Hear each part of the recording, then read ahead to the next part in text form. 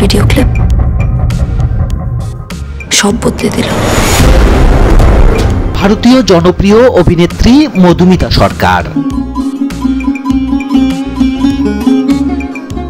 জনপ্রিয় TV serial বুঝে না সে বোঝে নাতে পাখি চরিত্রে অভিনয় করে পরিচিত পান এই অভিনেত্রী। এবার হাজির হচ্ছেন এক সাহসী চরিত্রে উত্তরণ সিনেমায়।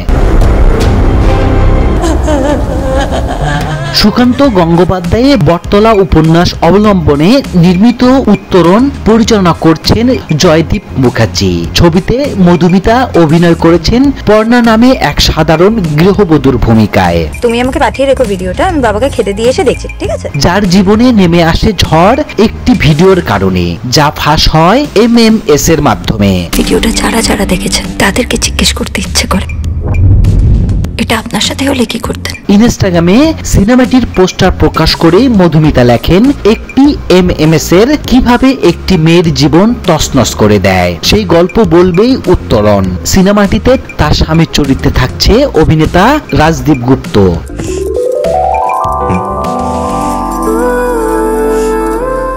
মধুমিতা বলেন, ছেলে মেয়েদের কোনো ভিডিও ভাইরাল হলেই দোষারোপের নিশানাটা সমাজ মেয়েটির দিকে তোলে। কেউ মজা করুক, কেউ ঘেন্না, কেউ আবার দূরে সরিয়ে দিল। সে দোষী হোক বা না হোক, আমার নতুন ছবি এই প্রচলিত ভাবনার বিরুদ্ধে প্রতিবাদের বার্তা দিবে। তারা কেউ আমার পাশে থাকলো না। উত্তরণ শুধু একটি নারী সংগ্রামের গল্প নয়, এটি সামাজিক দৃষ্টিভঙ্গির বিরুদ্ধে এক সাহসী প্রতিবাদও। আসলে শরীরের খবর সবাই রাখে।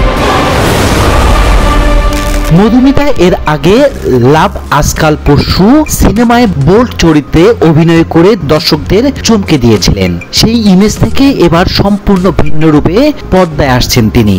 এক ঢাল খোলা চুল, শাড়ি, টিপ ও সিঁদুর পরা এক গৃহবধূ হিসেবে।